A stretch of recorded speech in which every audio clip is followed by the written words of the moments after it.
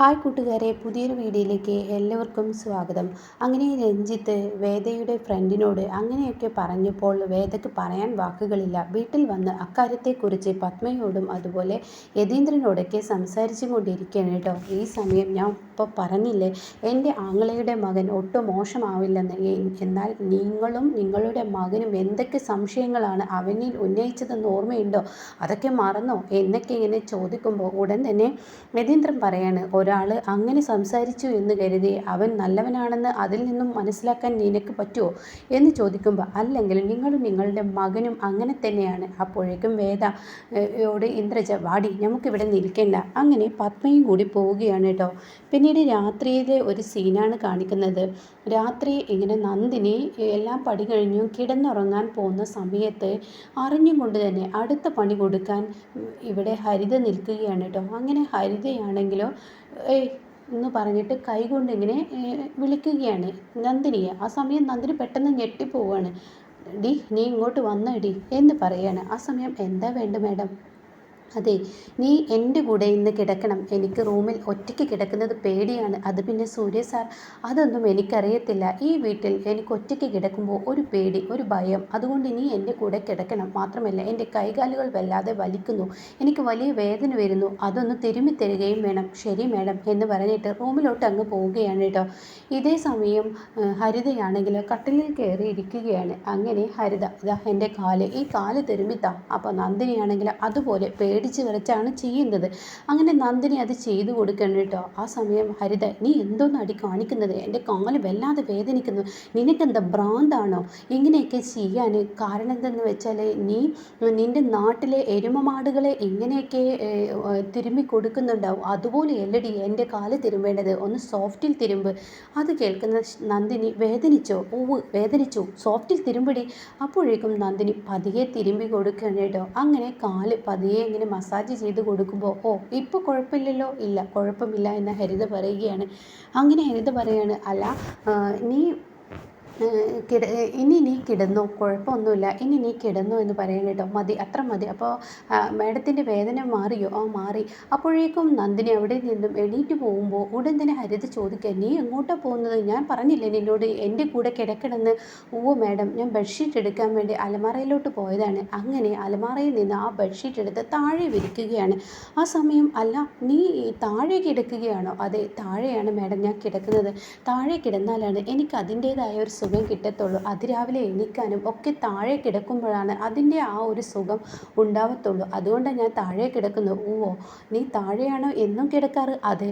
അപ്പോൾ സൂര്യയുടെ റൂമിൽ കിടക്കുമ്പോഴും നീ താഴെയാണോ കിടക്കാറ്? അതെ, ഞാൻ താഴെയാണ് കിടക്കാറ്. അപ്പോൾ സൂര്യ നിൻ്റെ കൂടെ താഴെ വന്ന് കിടക്കുമോ?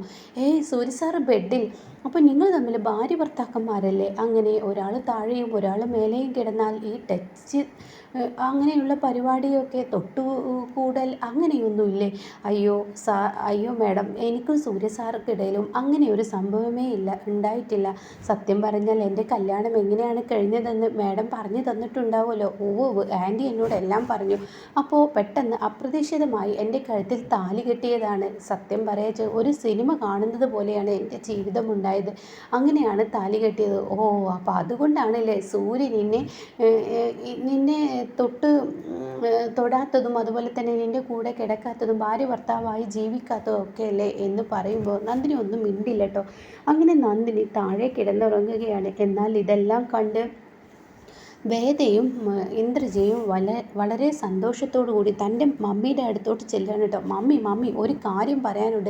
എന്തോ നാടി?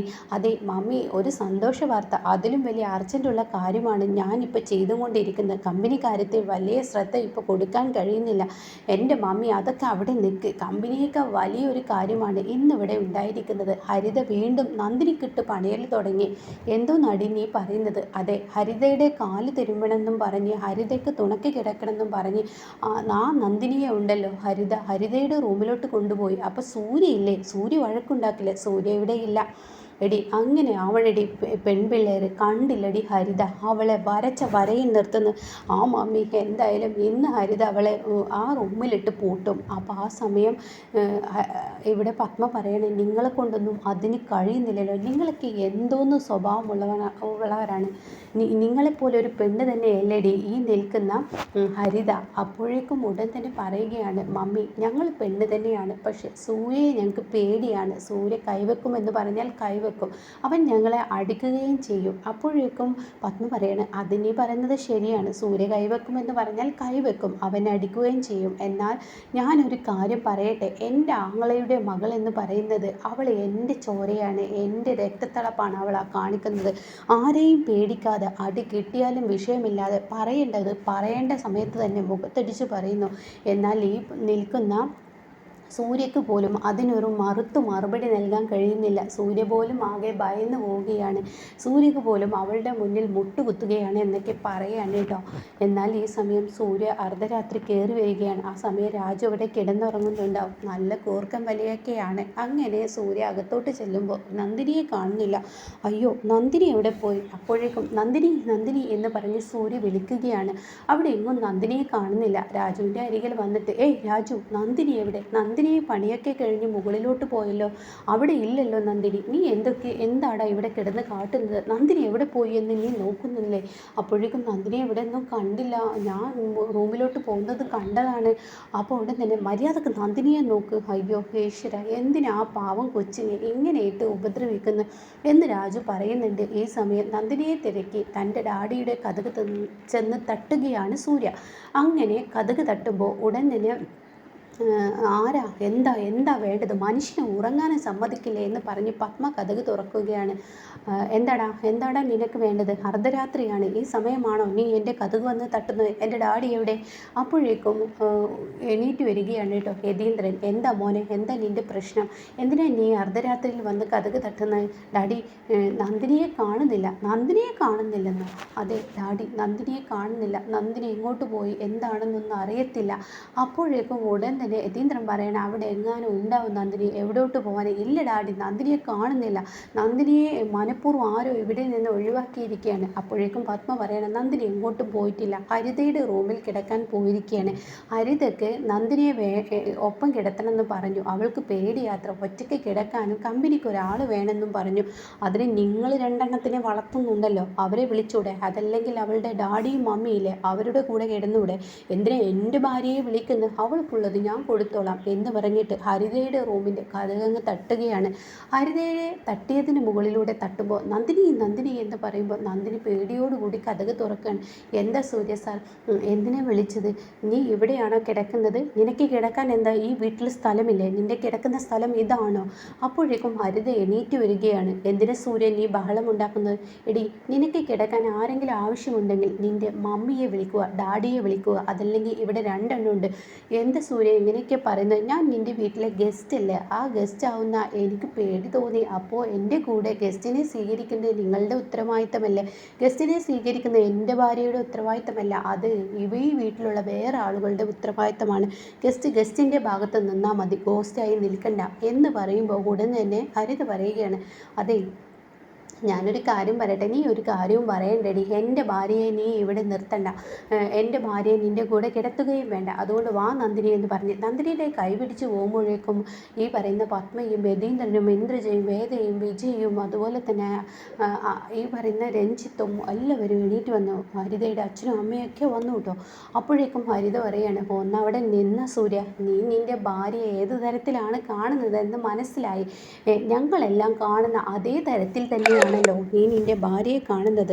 അത് നീയാണോടി തീരുമാനിക്കുന്നത്? യെസ്, ഞാനല്ല തീരുമാനിച്ചത്. നന്ദിനിയുടെ വായിൽ നിന്നും എല്ലാ സത്യങ്ങളും ഞാൻ തിരിച്ചറിഞ്ഞു. നീയും നന്ദിനി ഒരു ഭാര്യ ഭർത്താവായിട്ടാണോ ജീവിക്കുന്നത്? നിങ്ങൾക്കിടയിൽ ഒരു ദാമ്പത്യ ജീവിതം ഉണ്ടോ എന്നൊക്കെ ചോദിക്കുമ്പോൾ, അത് നീയാണോടി തീരുമാനിക്കുന്നത്? അതെ, ഞാൻ തന്നെയാണ്. അതുകൊണ്ട് നിങ്ങൾ ഇത്രയും നാളായിട്ടും ഭാര്യ ഭർത്താവായി ജീവിച്ചിട്ടുമില്ല. അതുമാത്രമല്ല, നന്ദിനി നിനക്ക് ഒരിക്കലും ഒട്ടും മാച്ചല്ലെന്ന് നിനക്ക് നന്നായി അറിയാം. അതുകൊണ്ടാണല്ലോ നീ അവളെ തറയിൽ കിടത്തുന്നത്? ഇത്രയും നാളായി നിങ്ങൾ ഒരുമിച്ച് കിടക്കുന്നില്ലല്ലോ. കാരണം നിനക്കറിയാം അവൾ നമ്മുടെ കുടുംബത്തിന് ചേർന്നവളല്ല എന്ന്. അവൾ സുദേവൻ്റെ ആൻറ്റി പറയുന്നത് പോലെ അവരുടെ കാലിത്തൊഴുത്തിൽ കിടക്കേണ്ടവളാണ്. വേലക്കാരി തന്നെയായിരിക്കും. ആ നിൽക്കുന്ന രാജു ഉണ്ടല്ലോ അവരുടെ ഗണത്തിൽപ്പെട്ടതാണ്. അത് നീയാണോടി തീരുമാനിക്കുന്നത്? ഞാൻ തന്നെയാണ് തീരുമാനിക്കുന്നത്. കാരണം സൂയ, നീ ചെയ്യുന്ന പ്രവൃത്തി എങ്ങനെയാണ്? നീ എല്ലാവർക്കും മുന്നിൽ നന്ദിനി വലിയവളാണെന്ന് നീ പറയും. പക്ഷേ നിനക്ക് ഏറ്റവും ഇഷ്ടം ഈ പറയുന്ന നന്ദിനിയെ അടിമയാക്കുക എന്നുള്ളതാണ്. നീ സത്യം പറഞ്ഞാൽ ഒരു അടിമയെ പോലെയല്ലേ നന്ദിനിയെ കൊണ്ടു നടക്കുന്നത്? നിർത്തിട്ട് നീ അവിടെ. ഞാൻ എൻ്റെ നന്ദിനിയെ എങ്ങനെ കൊണ്ടു നടക്കുന്നു? നീ നിൻ്റെ നന്ദിനിയോട് ചോദിച്ചു നോക്ക്. അവൾ എന്നോട് പറഞ്ഞത് എന്തൊക്കെയെന്ന് ഒന്ന് ചോദിച്ചു നോക്ക്. നന്ദിനി, നീ എന്താണ് ഇവളോട് പറഞ്ഞത്? ആ സമയം നന്ദിനി ഭയക്കുകയാണ് കേട്ടോ. അതെ, ഞാൻ പറഞ്ഞില്ലേ, ഇവൾക്ക് നമ്മളെയൊക്കെ പേടിയാണ്. ഇവൾ നിൻ്റെ ഭാര്യയാണെന്ന് നീ പറയുന്നുണ്ടല്ലോ. ഭാര്യയാണെങ്കിൽ ഇവൾ ഭാര്യയുടെ ഉത്തരവാദിത്തം ചെയ്യണം. അത് ഇവൾ ചെയ്തില്ല. ഇവളെ ഞാൻ കാല് തിരുമ്പാൻ വിളിച്ചു. ഇവളെൻ്റെ കാല് തിരുമ്പലും റൂമിൽ എനിക്ക് ബെഡ്ഷീറ്റ് വിരിച്ചിരലൊക്കെയായിരുന്നു ഇവളുടെ പണി. അപ്പോൾ അതിനർത്ഥം എന്താ? ഇവൾക്കും നന്നായി അറിയാം ഞാൻ ഈ വീട്ടിലെ വേലക്കാരിയാണെന്ന്. ഒരിക്കലും ഞാൻ ഇവിടുത്തെ സൂര്യയുടെ ഭാര്യയല്ലെന്ന് ഇവൾക്കറിയാം. ഇവൾക്ക് അങ്ങനെയുണ്ടെങ്കിൽ എൻ്റെ മുഖത്തടിച്ച് പറഞ്ഞൂടെ ഞാൻ ഇവിടുത്തെ വേലക്കാരിയല്ല, ഞാൻ സൂര്യ സാറിൻ്റെ ഭാര്യയാണെന്ന്? അത് പറയാൻ ഇവൾ ഭയക്കുന്നു. ഇവൾക്ക് അറിയാം ഇവൾ ഇവിടുത്തെ വേലക്കാരി തന്നെയാണ്. വേലക്കാരി റോളിൽ വന്നവൾ വേലക്കാരി തന്നെ ആയിരിക്കും. അത് നീയാണോടി തീരുമാനിക്കുന്നത്? ഞാൻ തീരുമാനിച്ചില്ലെങ്കിൽ ഇവളെന്താ പറയാതിരുന്നത്? അപ്പോൾ ഉടൻ തന്നെ സൂര്യ പറയാണ്, ഇവൾക്ക് എല്ലാവരോടുള്ള ഭയം, അത് തന്നെ, ആ ഭയമാണ് ഇവൾക്ക് എന്ന്. അപ്പോഴേക്കും ഹരിത പറയാണ്, ഇവൾക്ക് എന്താണെന്നറിയോ? പണക്കാരോടുള്ള ഭയം. അതായത് ഇവൾ ഒരു അടിമയാണ്, ഈ വീട്ടിലെ വേലക്കാരി, ശമ്പളത്തിന് വന്നവളാണ് എന്ന് ഇവൾക്ക് മനസ്സിലായി. അത് കേൾക്കുന്ന സൂര്യ പറയാണ്, എടി നീ എൻ്റെ ഭാര്യയെക്കുറിച്ച് അനാവശ്യം പറഞ്ഞാൽ? ഞാൻ പറഞ്ഞതല്ല, നിൻ്റെ ഭാര്യയോട് ചോദിച്ചു നോക്ക്. നന്ദിനി, നീ എന്തോന്ന് അടി ചെയ്തത്? മര്യാദക്ക് കയറിപ്പൊടി എന്ന് നന്ദിനിയോട് സൂര്യ ഒച്ചയെടുക്കുമ്പോൾ നന്ദിനി ഓടുകയാണ് കേട്ടോ. ഇതേ സമയം നിന്നെ പോലെയുള്ളവളോടൊന്നും സംസാരിച്ചിട്ട് കാര്യമില്ലടി. അല്ല സൂര്യ, നീ സംസാരിക്കില്ല. അപ്പോഴേക്കും പത്മ പറയണേ, എടാ ഞാൻ എന്തെങ്കിലും പറയുമ്പോഴേക്കും നീ എന്നോട് മറുപടി പറയാൻ വേണ്ടി നീ കിടന്ന് ശ്രമിക്കുന്നത് ഞാൻ കാണാറുണ്ട്. ഒന്ന് പറഞ്ഞാൽ 10 തിരിച്ചടി എനിക്ക് നീ തരും. എന്നാൽ ഇപ്പോൾ ഇവിടെ സംഭവിച്ചത് എന്താ?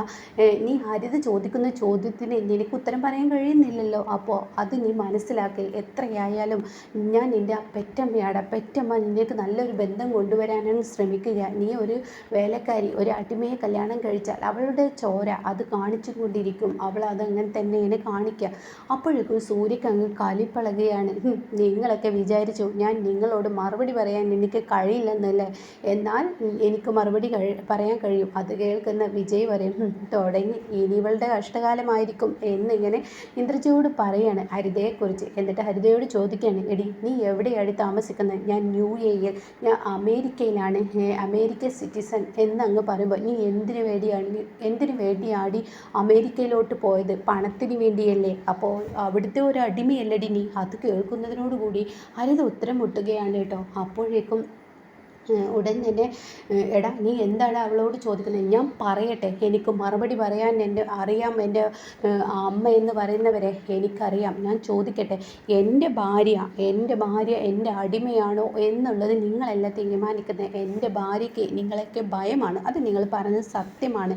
കാരണം അവൾ എല്ലാവരെയും സ്നേഹിച്ചിട്ടേ ഉള്ളൂ, സ്നേഹിക്കാനേ അറിയത്തുള്ളൂ. കാരണം നമ്മളോട് ഭൂമിയിലോട്ട് വരുമ്പോൾ തന്നെ നമുക്ക് ദൈവത്തിൻ്റെ പാതയിലൂടെ പോവുകയാണെങ്കിൽ മറ്റുള്ളവരോട് അനുകമ്പ, സ്നേഹം എന്നൊക്കെ വേണം. അതൊന്നും നിങ്ങളിലില്ല. സത്യം പറഞ്ഞാൽ എൻ്റെ നന്ദിനി ദൈവതുല്യമാണ്. എന്നാൽ നിങ്ങളൊക്കെ ചെകുത്താൻ്റെ പാതയിലൂടെ പോകുന്നവരാണ്. അതുകൊണ്ടാണ് നിങ്ങൾക്ക് ഈ ക്രൂരത ചെയ്യാൻ കഴിയുന്നത്. നീ നന്ദിനിയോട് കാല് തിരുമ്പാൻ പറഞ്ഞു. കാല് വല്ലാത്ത വേദനയാവുന്നു, എനിക്ക് റൂമിൽ കിടക്കാൻ പേടിയാവുന്നു എന്ന് അവളോട് പറഞ്ഞപ്പോൾ അവളിലുണ്ടായത് സ്നേഹമാണ്. നിന്നെ ഭയന്നിട്ടല്ല. അവൾക്ക് നിന്നോട് പേടിയാണെന്നൊക്കെ പറഞ്ഞപ്പോൾ നിനക്ക് കാവലായി വന്നു കിടന്നത് നീ തിരിച്ചും മറിച്ചും ഇടേണ്ടടി, നിർത്തടി.